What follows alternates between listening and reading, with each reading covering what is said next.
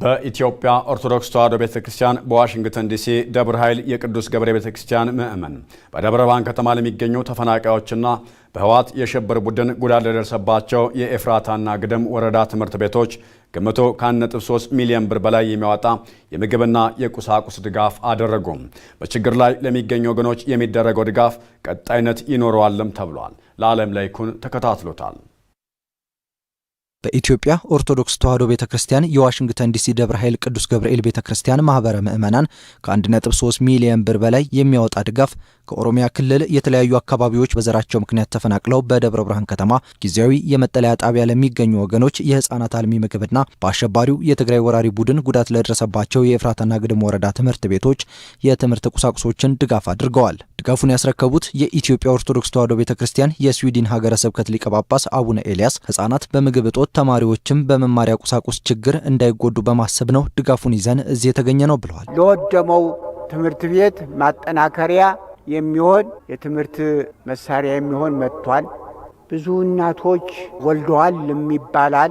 ህፃናቱን የሚመግቡት ምግብ ያስፈልጋል፣ አልሚ ምግብ ያስፈልጋል።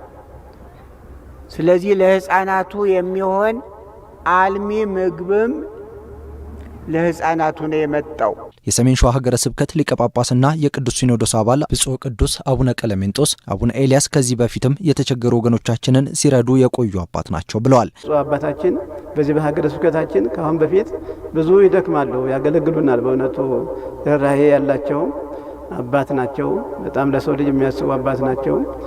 ካሁን በፊትም ከስዊድን ከሀገረ ስብከታቸው ማለት ነው 300,000 ምና ማለት ነው በ2013 በደረሰው ችግር ማለት ነው 300,000 ልከውልናል። ዘንድሮም ደግሞ 80 ካርቶን ለህፃናትና ለሴቶች የሚል ልብስ ሁሉ አመተውናል። አሁን ደግሞ ሶስተኛቸው ነው ሲመጡ ወደዚህ አካባቢ ማለት ነው።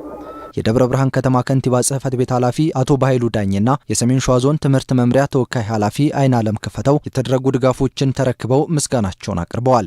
ዛሬም ደግሞ በብፁዕ አባታችን አቡነ ኤልያስ አማካኝነት ይሄን ድጋፍ ይዛችሁልን ስለመጣችሁ ከልብ አድርገን በእኔና በከተማ አስተዳደሩ ስም ከልብ አድርገን እናመሰግናለን። በኤፍራታ ግድም አጣዬ ለሚገኙ ትምህርት ጽሕፈት ቤት 25 ኮምፒውተር፣ 25 ፕሪንተር፣ 2 ላፕቶፕና 3 ፓልምቶፕ ድጋፍ አድርገውልናል።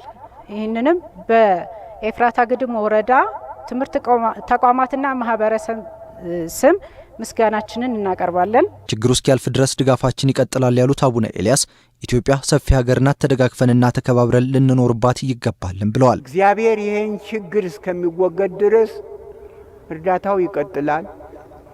ኢትዮጵያውያን በአንድ ላይ ተባብረው በሰላም ከኖሩባት ኢትዮጵያ እንኳን ለኢትዮጵያውያን ቀርቶ ለሌላውም ትበቃለች። ችግር ያልፋል፣ አይዟችሁ። ችግር እንዳለ እንደኖረ እንደዚህ እንዳለ አይቀጥልም፣ ያልፋል። ችግሩ እስከሚያልፍ ድረስ ደግሞ እስበሳችን እንተሳሰብ፣ ተግተን እንስራ፣ እርዳታውን በሚገባ ለማድረስ እንትጋ። ድጋፉ የተደረገላቸው ወገኖችም ለተደረገላቸው ነገር ሁሉ አመስግነው በቀጣይ የፌዴራል መንግስት ችግራቸውን አይቶ እንዲፈታላቸውም ጠይቀዋል።